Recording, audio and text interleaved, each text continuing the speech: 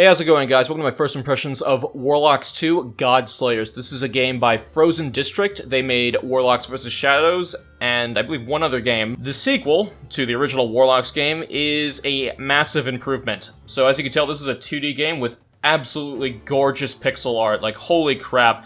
The animation quality is good, too. Like, there is so much detail packed into this game. I mean, for God's sakes, I am a goat character on a half-goat, half-dwarf character. I'm using him as a mount, and guess what? He gives me beer. That is metal as fuck. Right. So, there is loot, there's RPG mechanics, and there's combat. So let's kind of get right into it here. On the right, over here, though, are all our objectives right now. So we have to go to Huey Town, but we're actually going to go to an earlier level because I want to show you around and really show off the pixel art. So this is World 1, this is World 2, and you have these little levels right here. Each level can have a set of objectives. So the idea is you go to a level, based on an objective, and then you complete that little mission set, and then you can also find side objectives there as well. And this can help you level up, get new items, money, all that stuff. While we're getting to where we need to go, have a listen to the music. It's pretty good.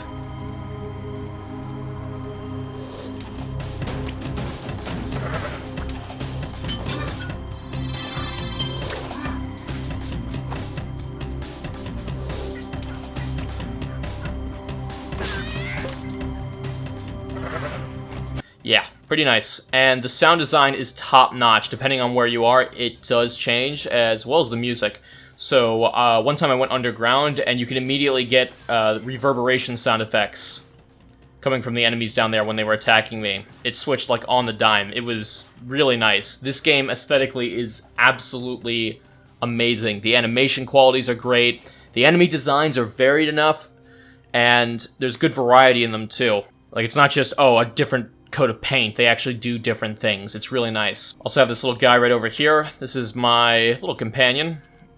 And you can equip him with some items right here. He does some fun stuff, like heal as well. Now, the biggest problem with this game comes down to the gameplay. Now, the game isn't bad, it's just a little repetitive and it's a little bit simplistic. Now, when I first started playing this game, for the first, hour and a half mark, I absolutely hated most of it. I thought the combat was way too repetitive, and it still kind of is. It's just gotten a little bit better with everything else. And some of the levels were terrible. But once I got to the final levels for Act 1, I guess, the final boss for that area, holy crap, that was actually really cool. And I'll show you that right here, actually. So, as soon as I find the portal. So, you go to each area, you do these missions, and it's a lot better than the previous game where you were just, I believe, doing wave-based combat. So this one actually changes up the variety a little bit. And you also have the multiplayer option in the game still. You have online and local, up to 4 players, which I guess can be really fun. But again, that combat is, it's a little hit or miss. So, you start off with the swirl ability. It's just one attack, left click. It's the scythe you've been seeing. This thing. But as you level up, you get these little books, and then you can spend these little points into getting different abilities. So here's the gulp. That's the drinking the flask that I showed you earlier. Headbutt. That's basically a charge forward. So, this. And then there's the drink. And then space uses your resources. That throws a boomerang, which comes right back to you, which is pretty cool. And then you can get other abilities. You can only have 4 active at once, it seems. And then what you can do is you can upgrade them basically in increments of, damage and, bonuses, whatever. But then there's, modifiers. So this is what this is. So you have 2 of these on here. So protective layer. So when you drink the potion, you get a temporary shield. Cancels all negative effects, increases healing. Okay, and then these level up as you put points into them. So there's a little bit of depth to it. And then here's some lock stuff, Dwarf Roar, and here's their upgrades as well. It's neat, it's nice. But you're going to want to put everything into swirl at first because you will get through a lot of the earlier enemies fairly quickly. And then here's your inventory, some gear. Game does not show gear on your character as you complete things in the story. You do get, like, new armor sets from what I've been noticing, but it's just cosmetic. These are the things that actually matter right here, and it's kind of weird because it's like, okay, here's a heroic dagger, but I don't use a dagger. I use a spear, or a scythe, I guess. It looked like a spear a little earlier though. So I don't know why they're doing this. I guess they're like, hey, I guess he needs to have a weapon slot, otherwise, you know, you can't have 2 shoulder pad slots. Or actually, they can. You know, there's epic gloves, but you can replace those out with, you know, shoulder. I don't know. I don't know. But what's cool is that there is item sets, which I really, really like. Even though usually by the time you come close to completing the set, you probably don't need it anymore. But still, it's nice to kind of collect these things because, you know, it's like, hey, if you have 2 pieces, you get whenever you take damage, your attack damage, and your building power will increase by 30 for 2 seconds. Very cool. Then, you know, you have some health items. These are automatically macroed to your hotkeys right over here. 1, 2, 3, and 4. So these are mostly health items, which you're going to need for those bosses. Here are your quests, you know, kind of cool. These are the ones I've completed already. Options menu right here. Music volume, sound effects. The game doesn't scale very well. You can't go to 4K, and on bigger displays, the UI is super, super small. Like here, it's, you know, it's not too bad, you know, worst case scenario. But it's pretty bad on a big TV. And then you can change your controller clamps, but this is a pre-release copy, so hopefully it will get a little bit better. Some of the text also bleeds off the screen. Alright, let's go find that boss and show you some really cool combat. Now, going back to what I was saying earlier about the level design, some of the levels were just awful. They look, you know, they looked nice, there were some cool looking enemies, but holy mother in heaven, there was one level where you had to find like 8 or 10 statues and you had to activate them, and I was losing my mind trying to find the last one, and while I was doing that I was running away from other enemies and they constantly kept killing me. When you die in this game, you just kind of get sent back to a checkpoint, or usually the start of the stage, but usually all the objectives are complete though, so you're not going to lose your damn mind if you die and you have to redo everything over. There are some modifiers you can do, like permanent hero death, glass cannon where you do extra damage but you take extra damage. There's some interesting modifiers and different characters you can select as well. So there is some replay value to that, or, you know, different things you can do with multiplayer. Oh, it looks like you can't even redo bosses. That actually kind of sucks. Basically, there was this giant forest god right here, and he had all these little altars, and he would come at me with this crazy set of abilities.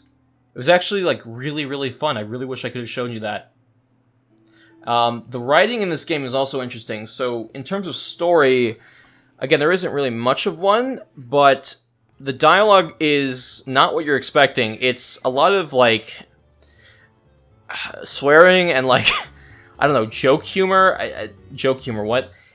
It's trying to be, like, funny, but, it's not that funny. Like, it's, like, the boss, like, I come up to him, he's like, listen, like, before you were merely a pest, but now I am absolutely fucking livid.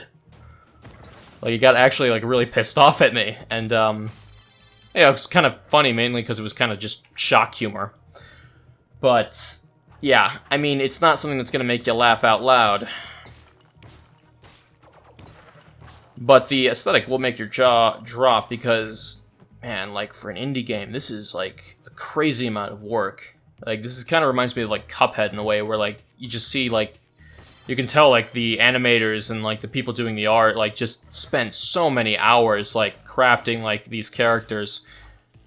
At least I hope they did. I hope this is, like, original. It looks like... I haven't seen this stuff in other games. Like, I can tell that it's probably been inspired off a few things, but I really doubt it's been lifted. I mean, it's like one of those things where, like, it looks so good. It's like, son, did you make this? Did you really make this? This seems too good.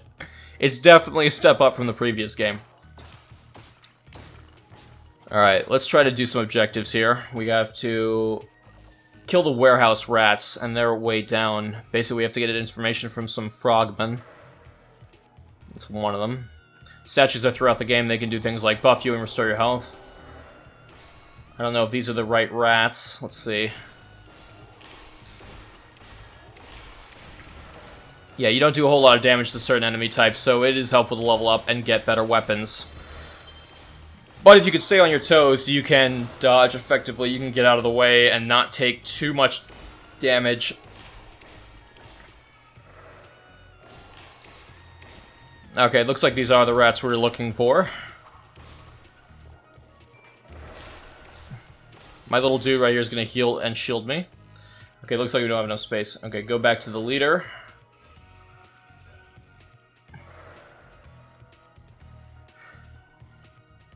Ah, jeez.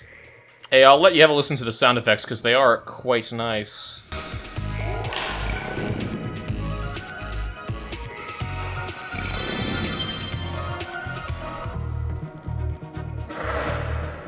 Love the reverberation effect. Okay. Frogman leader. You know, I'm not going to read this because it's a little bit weird. I don't want to say ribbit. I'm not an anime character.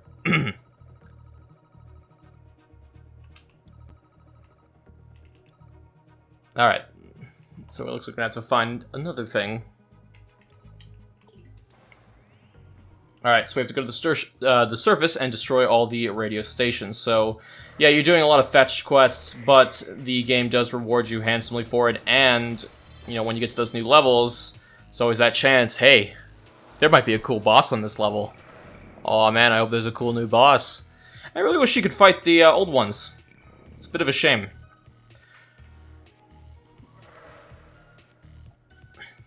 So, yeah, I'd say the game's biggest strengths are its looks, you know, its presentation, its aesthetics, absolutely gorgeous. Its combat is the weakest, which is going to be a tough sell for some people, because, you know, it's a video game, it should be fun to play. You know, unless you're Spec Ops The Line, but in which case you also have, like, a really, really messed up dark story that kind of intertwines with the whole, you know, should this game really be fun to play? Should it be fun to, you know, shoot people in this kind of sense of the word, where you have this dark story where it discourages, you know, having fun killing people. You know, that seems counterintuitive for being a video game, but hey, it worked for that game. But I don't think simplistic combat really works for this one. It is just fun enough for me to give it a recommendation, but only after the initial areas, because, my god, some of those were kind of bad, and when you're first starting to play, it's just really, really repetitive. It's getting a little better, but I don't see it holding my attention for me to finish it because, well, again, the combat is very simplistic. But I can see a lot of people liking this game. If anything, get the soundtrack. It's pretty good. We're also going to warp out of here really quick, and actually, you know, we might not be able to do that. You can't warp out when there's dudes. Oh, God. Okay.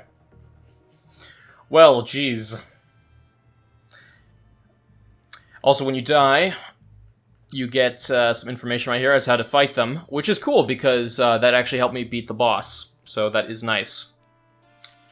You know, so you got online co-op, local multiplayer. You can select different characters, which is nice. I have some time on this one. This is me mainly idling in the main menu, so this is not that long. It's more like 2.5 hours. But you can create a new profile right here, select your difficulty, your modifiers, and of course you can select your character. Yeah, there's some different ones. They have some variety to them from what I've seen online. Like some of them are spellcasters.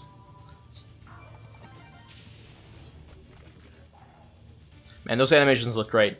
Anyway, guys, that is Warlocks 2 Godslayers. Give it a look.